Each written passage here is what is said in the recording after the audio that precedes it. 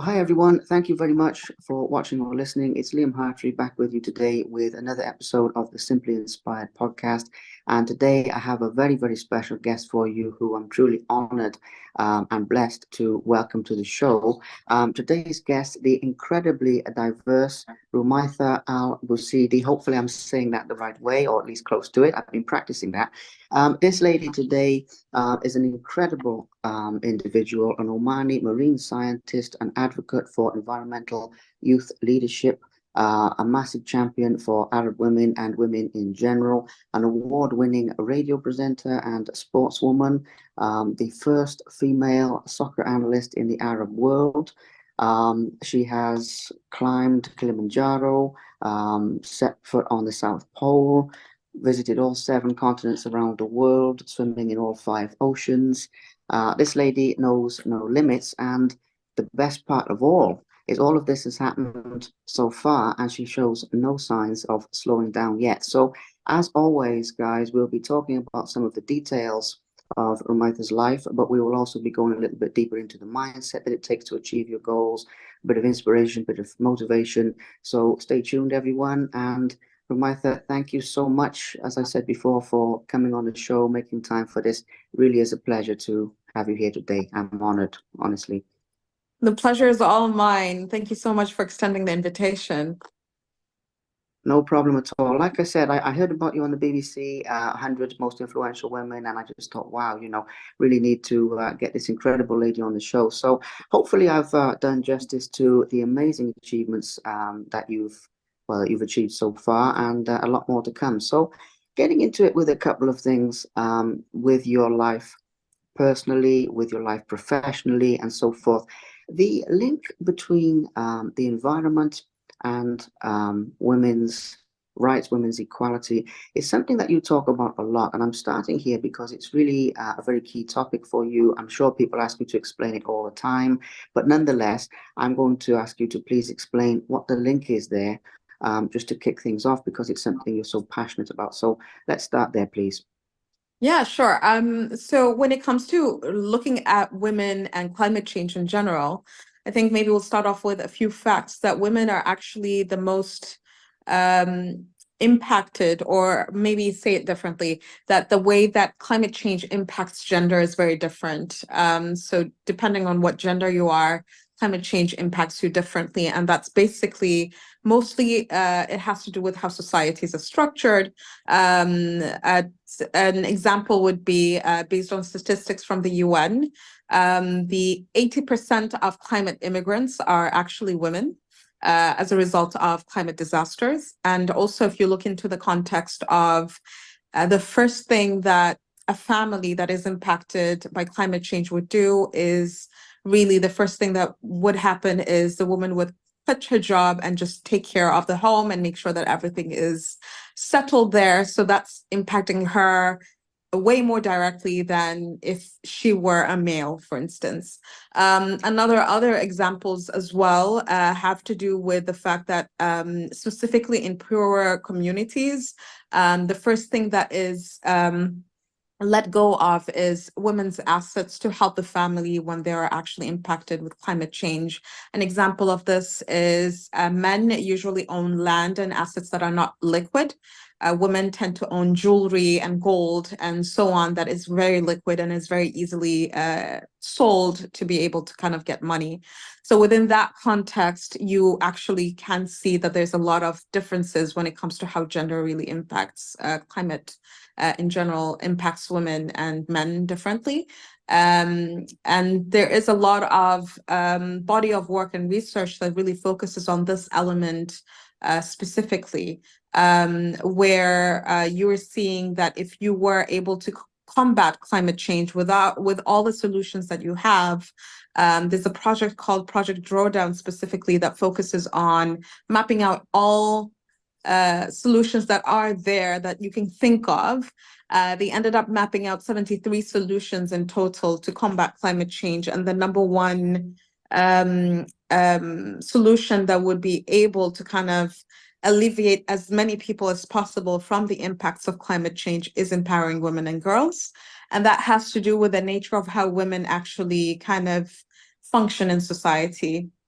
we tend as women to share our knowledge with a lot of people rather than holding it and then making sure that the entire community, in addition to my own microcosm of a family, also knows those information. So if you, an example of that is if we all go back to the principles that we learned when it comes to saving energy, switching off the lights, turning off the tap of your water when you're brushing your teeth, all these teachings mostly come from your mother or your grandmother rather than your father or your male figures of the family. So that just kind of shows you the impact that if you empower more women within these spaces and being able to really do that, they're able to kind of pass on that message. And there's a much more bigger multiplier effect where more people are able to kind of utilize those tools and those skills to their benefit more than anything else in terms of combating climate change.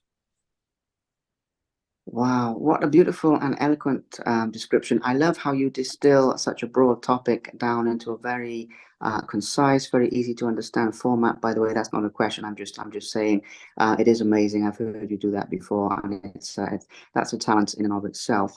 Now, you mentioned quite a few things there, some of which we'll go back to, one of which is women sharing knowledge and those sorts of things. Now, focusing on yourself personally, just for a moment, obviously you speak out about these issues, you have a tremendous positive impact on a lot of people. But something that I think people might overlook with yourself, it's a very brave thing to do, to stand up, to be counted, to make a difference, and to speak out because you have a lot of support. But I'd imagine there's probably been some opposition as well. And that takes mental fortitude and emotional strength, and well, it takes quite a few different things. So my question here really is that mental strength that it takes to speak out, is that something that you feel that you were born with, something you feel you've always had, or is that something that you cultivated in some way in your life to make the brave decisions that you have made previously and continue to make now, if that makes sense? That's a really cool question. I think you're the first one that has ever asked me that question in that angle. And I would say no, I wasn't born brave. In fact, I was brought up as a very sensitive kid. Like everything would bring me to tears, and I would be upset and sad. But I think the trials and tribulations of life in general, what you go through, how you teach yourself to kind of overcome a few things. I think the major thing would be disregarding negative comments and critics. Just for the sake of them criticizing that they don't like something, and being very picky on what sort of feedback you really take on seriously and what you should just turn a blind eye to completely. But that actually comes with experience, and it comes with a lot of strength mentally as well to kind of overcome that. I remember at the very beginning of doing a lot of my advocacy work. Specifically, there was a lot of, at that point, it actually predates kind of like the social media that we know it now in the form of apps, but more on the forums, the public forums that were available before, kind of like similar to Reddit and whatnot. And there was a lot of comments on a lot of things that I should have done right? Or I shouldn't have said this, or I shouldn't have said that. And I remember one of my mentors telling me, don't read the comments, just disregard them. And I actually did the complete opposite thing of reading the comments and being depressed for like weeks on end, thinking that people don't like me. And I think you kind of grow out of that very quickly once you realize that you have a stronger message and that there are supporters out there. But as is the case in the world, you have way more people who are negatively in tune to kind of give you comments than those who actually give you praise. And that's, I think, human nature. We don't tend to kind of like to give comments because we're not used to it, but we're really quick to kind of point out what is wrong. So yeah, I think taking things with a grain of salt sometimes is very important, to kind of keep going if you really believe in the message that you want to push forward. and if you really believe that this is the way that you want to impact the world as well. I think self-belief is very important, and it's the biggest recipe to actually disregarding everything and really pushing forward and doing what you can to reach that goal that you have in mind. Absolutely. It's a beautiful description, yet again. And as you said, I'm glad that we got that in there because I do try and think of things from a different point of view. And so people are not hearing the same things in podcasts over and over. But it was really something that stood out to me, really, as I was just looking at you and listening to these talks. And I was thinking, it takes a lot of courage to do this. So I'm glad that we've got that in there. And on a similar in a similar vein to that, there is obviously the fact that you're very diverse, you're very multifaceted. You've obviously taken on quite a few different challenges. And I'm curious in the same way to go into the comfort zone aspect, as I mentioned before we started recording. What I mean by that is you're taking on things that are wildly different in a way to each other. I mean, you've got the sports side and you've got the activism side and you've got different things. I can see the connections, but they're very different feats. So how do you approach entirely new opportunities or things that will take you out of the zone that you're used to? Let's talk about that a little bit, please. Thank you. Yeah. So I think maybe I embrace every opportunity that comes to me. I think it's the fear of missing out as well that is one of the main reasons as to why I started off the way that I did. So every opportunity that came in, I was like, yeah, I'll do it. I'll do it. I'll do it. I was just keeping my plate full, even though sometimes it just didn't make sense as to why I was asked or given a specific opportunity or that door opened. But I always had this, and still do to this day, have this thinking of always say yes. You can always say no later if you don't like it. Try it, maybe don't like it, exit. You can always say no after you've tried it, but don't leave what if within that horizon and context because I f- I feel that's a recipe for regret and disaster in the future because you tend to think of a lot of the past and what you could have done rather than saying, well, I tried it, it didn't work. I know myself, that's not the thing for me. I'll push it on. So I ended up with these very diverse things that at the beginning really didn't make sense how they would connect. But I think as I kind of pursued them, actually made sense in a way as I maybe perhaps started finding my purpose in life and really understanding that this is how I could connect these various things together. And then being very much more maybe towards later on kind of understanding then now how do I really bring all of these together to kind of tell my story because then it's so confusing and people still say this like it's so confusing you're doing so many things like I don't understand why. And my response is well I love every single thing that I do and have found a passion of mine in each and every one of them. So why would I let them go? I would pursue them till I am bored of them, I guess, or till I don't have the energy to kind of do them all. But yeah, I think it's the mindset of you could still you can do so much more than you actually believe that the society tells you to. That's one. And then the second thing is you can always decline and say no after you've done whatever you wanted to do. So I think those are the main two principles that really pushed me towards and still push me to this day of doing so many things all at the same time. Yeah. Absolutely. It's incredible, as I've already said, the multifaceted side of things, but no regrets and everything. I love that. I mean, I always say the same thing. I'd rather look back and say, oh, I can't believe I did that, or I don't know why I did that, but I did do it. And rather than saying, oh, I wish I'd done it, I wonder what would have Yeah. happened. It makes a lot of sense.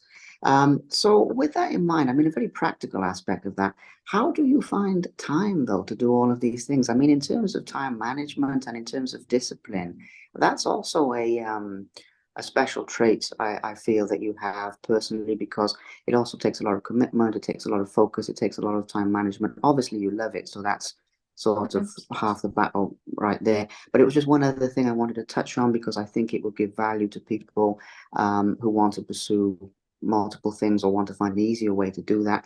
Would you have any advice for people on that aspect, please?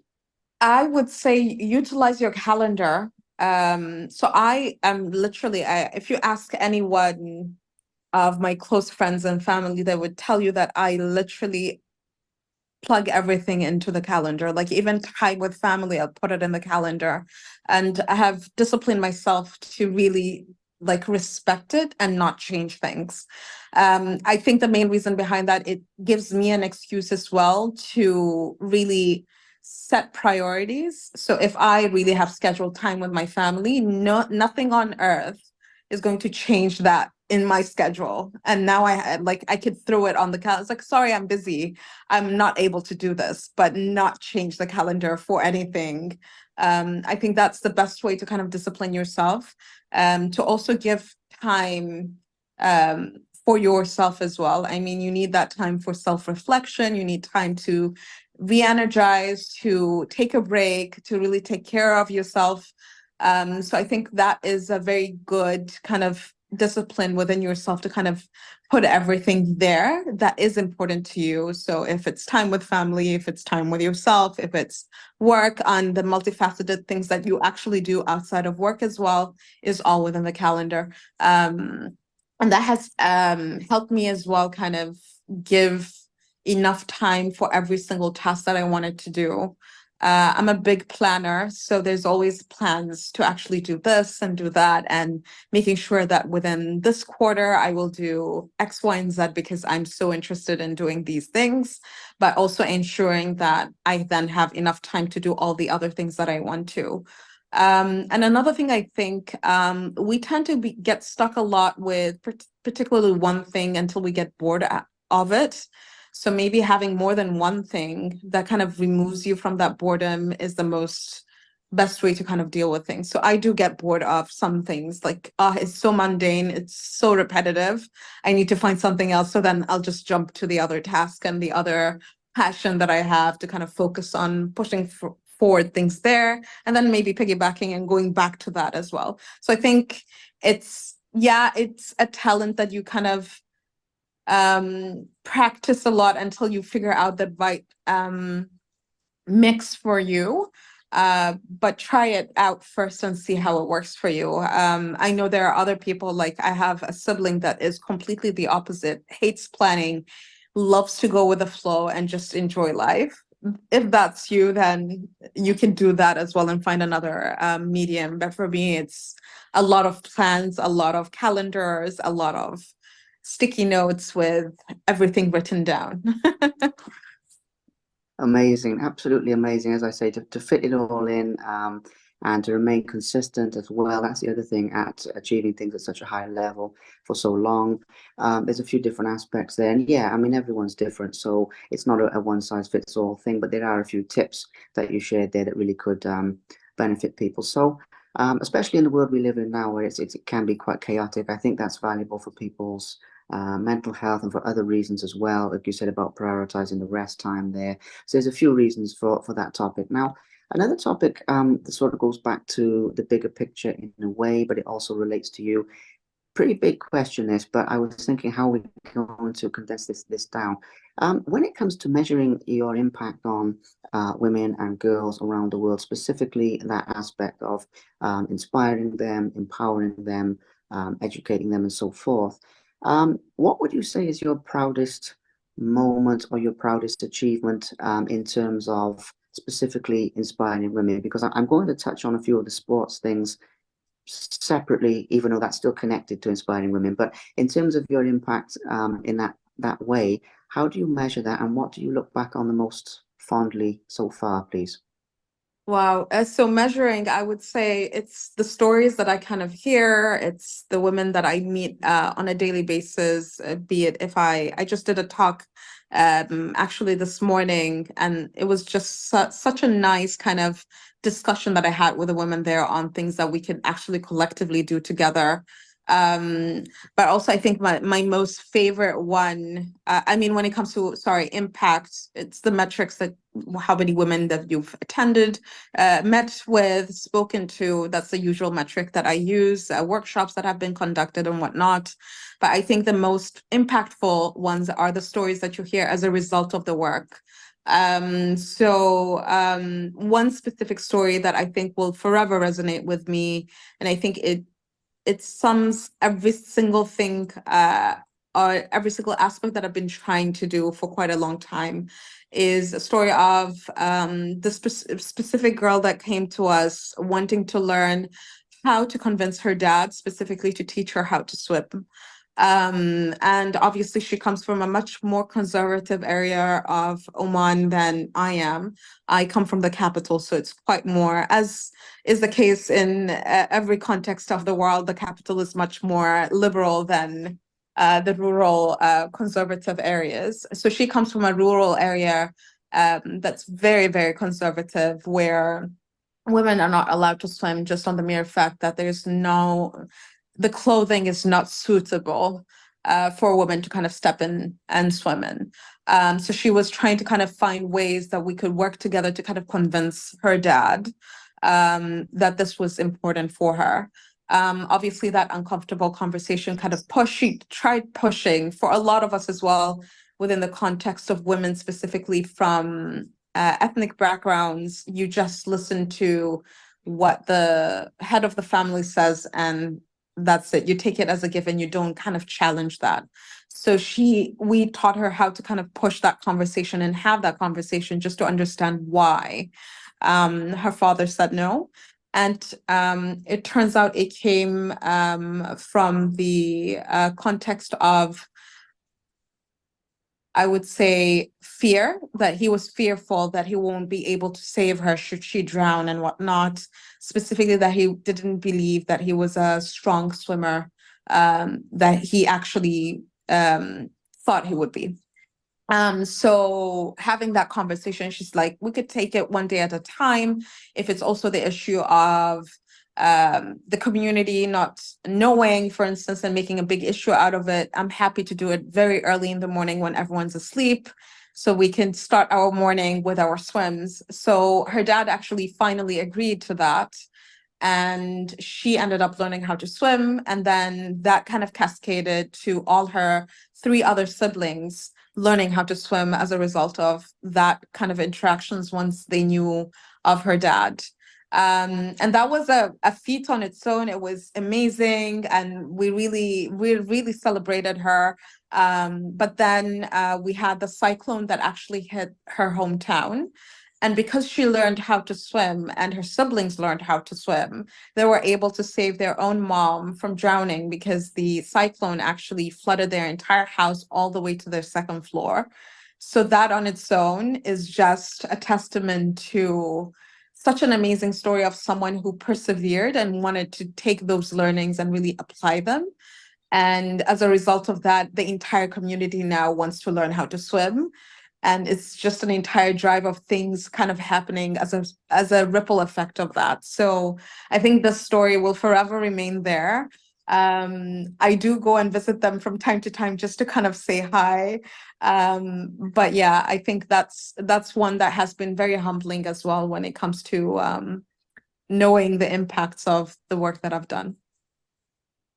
Wow, that is incredible. I mean, when I asked you that question, it came from just putting myself in your shoes for a moment. I thought, okay, you're on the other side of this. How do you measure, how do you actually know the impact? And I wasn't sure if it would be too big to sort of narrow down to one or two things, but that is Yeah. a beautiful story. I love that. Amazing how it turned out. The empathy as well from the father's point of view and the girl's point of view.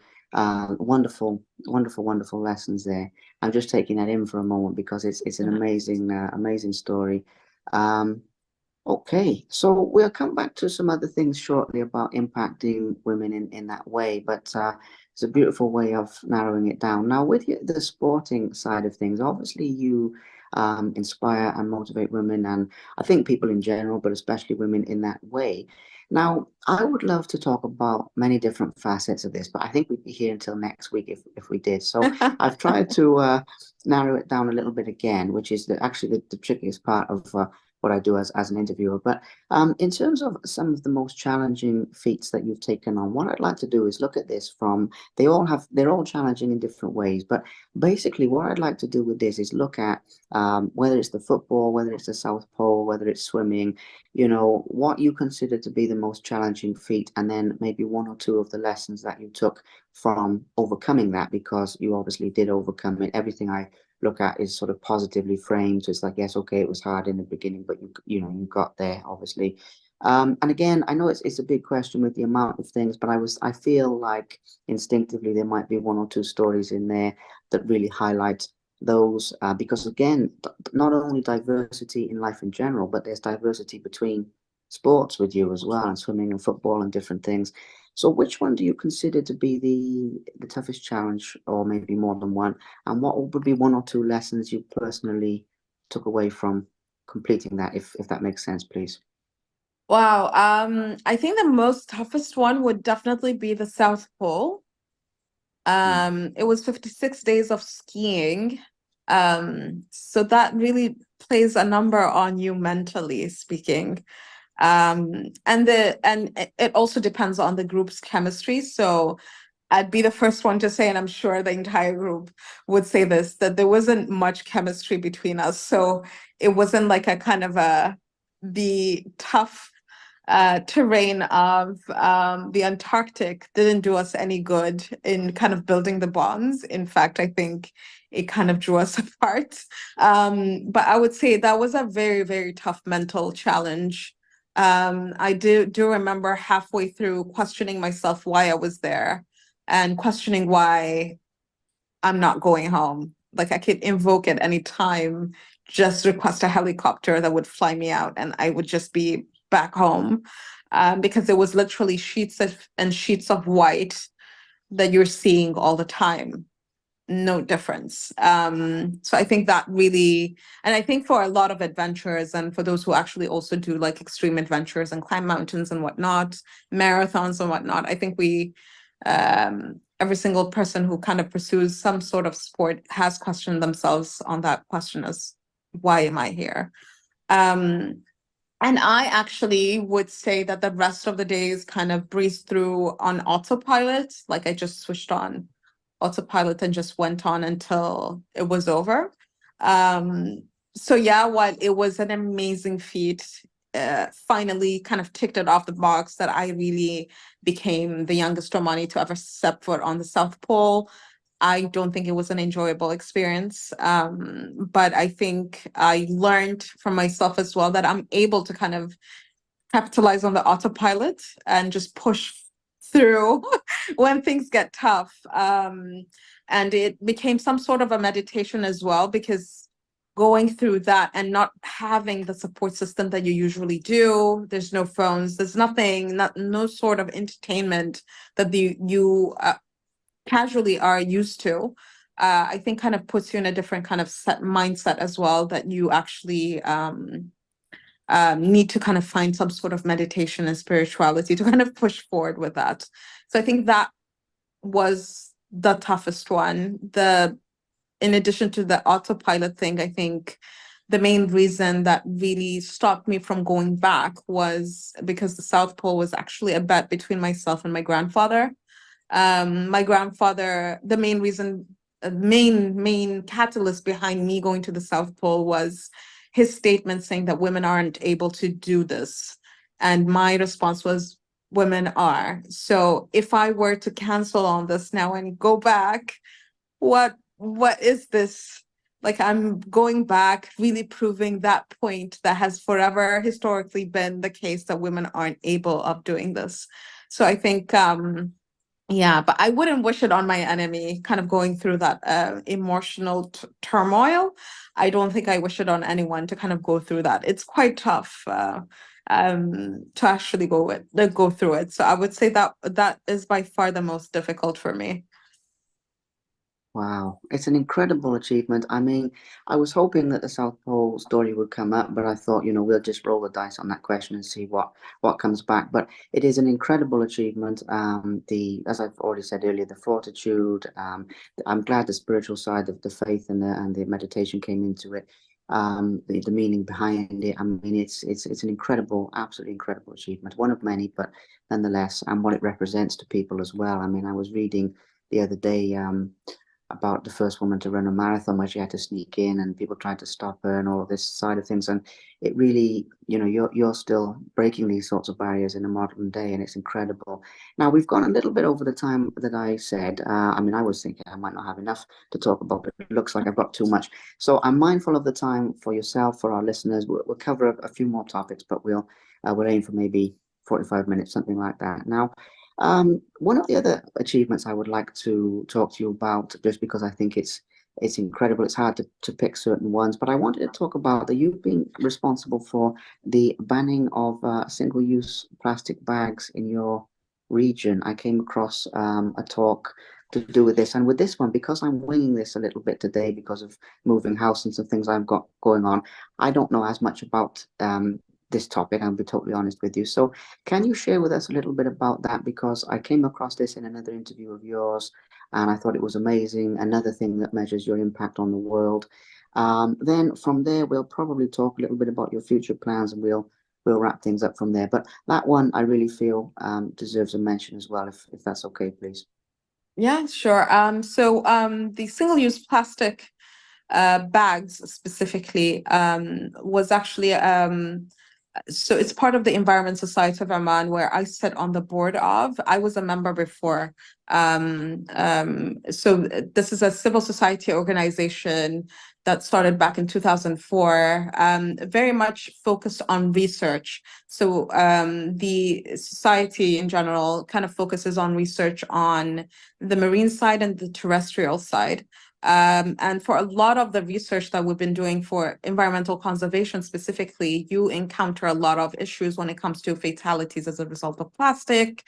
Unfortunately, we come from an area or a region that is a major producer of plastic because of the fossil fuel industry that kind of is running the show over here. But it was quite important as well to kind of spread that awareness that plastic bag, say no to plastic. We are also culturally as well, just speaking of it in a cultural sense, specifically in the modern world, we are countries that kind of came as a result of the oil and gas industry to this new sort of privilege where you don't pick up your trash because you have people that pick up the trash for you. So this kind of mentality and behavior has spurred into a lot of littering everywhere in every single nick and cranny of the mountains, of the beaches, of the desert. You tend to find litter. So it was kind of a calling that we needed to kind of do something. We are advocating for the conservation of the environment, yet this is one of the main critical things that are impacting wildlife specifically. So there's been campaigns that we've been running for quite a long time. But I think what was more important for us was, in addition to the research that we have, is the data that we were able to kind of present as well to main decision makers, and also the engagements that we had with key policymakers and decision makers, all the way from the ministerial level to the community themselves and representatives of the community and the municipality as well, and also going into the lower house of parliament and really advocating for that case and empowering the main representatives who were questioning ministers on these issues, on the exact data that they needed to kind of empower them to kind of push this decision forward.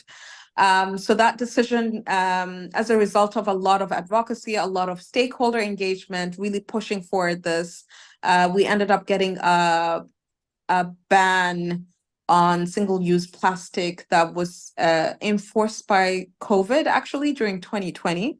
However, unfortunately, even though that was a huge achievement, the administration changed and now they have sort of reneged on that and are allowing some sort of plastic bags back. So now it's kind of back to the drawing board to really advocate again and really pushing that discussion forward, that you actually need to go back to banning it completely because it really helped behavior change.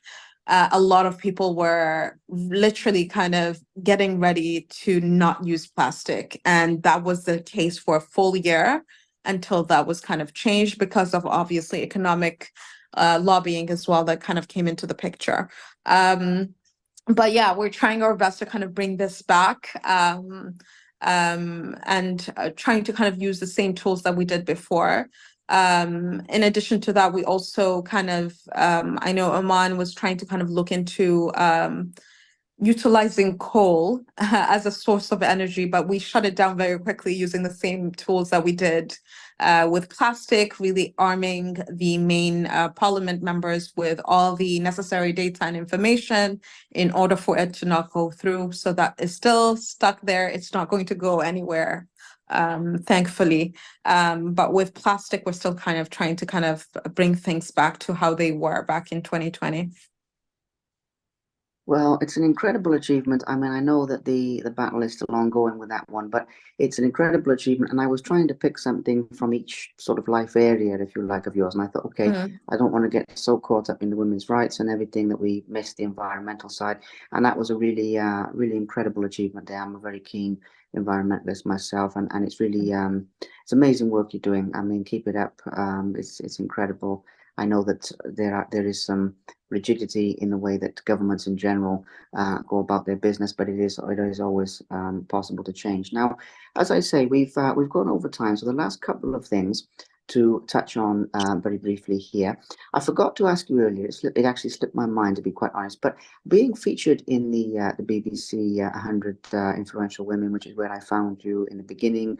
I know that you do this to help people and you don't do it for recognition, but it must be nice to be recognized in that way nonetheless. So what does something like that mean to you? I mean, I know you've been recognized quite a bit, and rightly so, but nonetheless, what does it mean to you to receive an award or receive being listed on 100 influential people in the world or something like that? Again, putting myself and the listeners in your shoes for just a moment, how do you respond to that, and what does something like that mean to you, please? I would say it puts a smile on my face. It's not something that I actually, like you said, that I actively worked for to be recognized somewhere. I'm actually doing it just to make sure that there's an impact, that I leave a legacy. A question that I keep asking myself a lot is what makes you a good ancestor? That in the future, at least someone is able to kind of recognize that there was an ancestor of theirs that was able to kind of push forward a lot of things for them to kind of be able to kind of enjoy and relish in their future. So yeah, but it literally has been quite a very heartwarming recognition for me. I didn't expect it. It came out of the blue when I received the call. And I was like, what? How do you have my number? How do you know me? Like, there was a lot of questions going on there. But yeah, it actually kind of gives me more ammunition to kind of do more. And now that there's more impact for my work than there was before, that there's more people like yourself as well that now know me, and there's more people through this podcast that would know the work that I do. So if anything, it's more motivation to do more, and finding more ways to kind of spread the word to as many people as possible. Through those positive messages and impactful ways that they can actually make a change as well. Amazing. Yeah, I wanted to mention that because it's something that, when you think about it, you're out there inspiring people and making a difference all the time. But then I was thinking, okay, who inspires you? Who inspires the inspirer? Who gives to the giver, if you like? And I think in a funny type of way, that gives back to you that, okay, what I'm doing is on the right track and everything, and maybe it's encouraging in that way. So again, very good to mention. And for anyone else out there who's making a difference or trying to make a difference, you have to have the positive feedback. You have to make time for yourself as well. Yeah, that's an important lesson. Obviously, future goals is a big topic because there's bound to be quite a few with what you're already doing. There's bound to be probably some new ones as well. And obviously, these things are coming along. I mean, women's rights and equality, it's come a long way from where it started. It's still got a long way to go as well, obviously. So there's still things to tackle there. The same with the environment. It's come a long way, in my opinion, in terms of awareness. I mean, you can walk down the street now and talk to people about these things, and they know what you're talking about, but there's still a lot more to be done. So I don't mind how far forwards in the future we go. I don't mind how many goals and dreams that you have upcoming that you'd like to share. Because as I say, it is a big topic. But just to get a feel for the fact that even with everything you've achieved, you're still striving, you're still pushing, and you're still being a light in the darkness, or it's the best way I can think of to describe it in this world.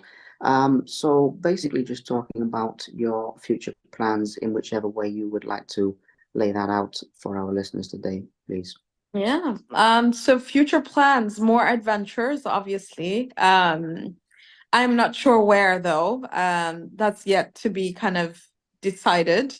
But I know for a fact that sometime in the very near future, I would like to run a marathon in the Arctic Circle, in the Svalbard one specifically. So that is definitely something that I should start training for. But also I'm actually writing a children's book that hopefully I will be publishing by this year. So that's something that I'm really looking forward to. It's been quite a lot of sleepless nights with all the illustrations and dumbing down the language to make sure that the kids understand it, and having focus groups just to kind of review how things are. So that has been quite an exciting thing. It's been 2 years in the making, so I'm so glad that this is the year that the book will be published, hopefully one of many. But also, I think kind of moving forward with a lot of the work that I still continue doing, specifically when it comes to um, really giving women the voice that, or helping them find the voice that they're looking for, to empower them to do a lot of the things that they want to.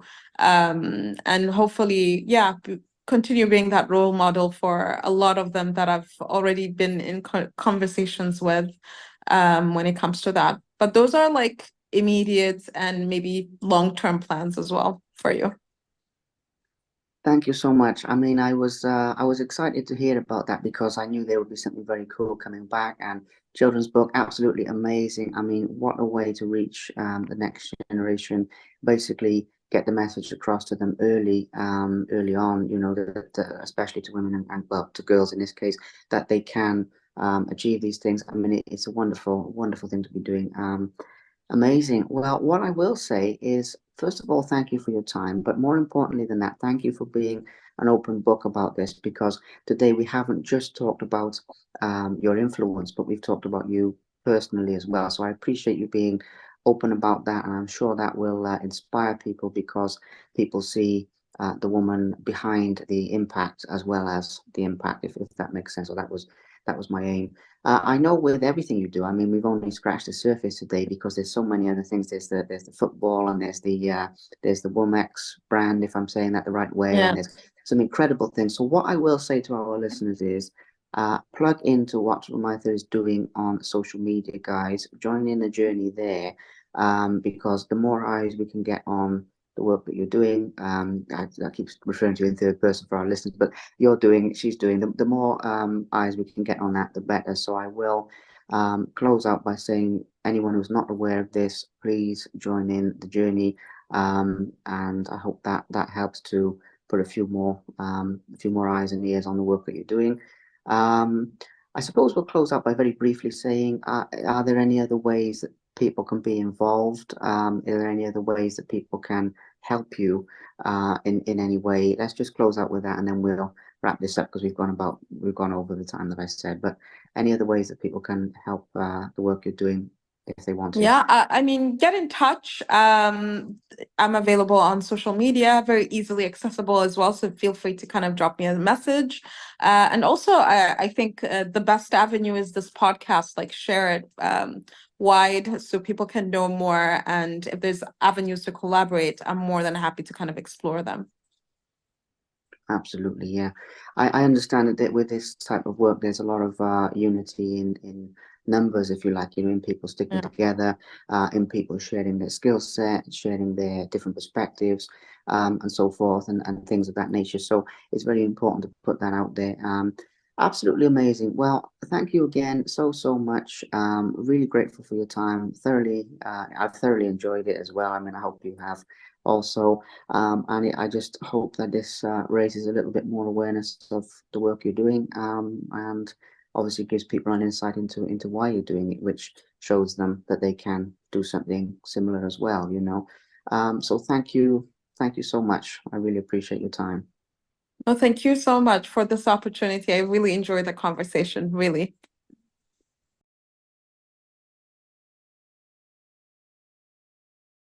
Thank you very much for watching. Please subscribe to the Simply Inspired YouTube channel, and there'll be more videos coming soon.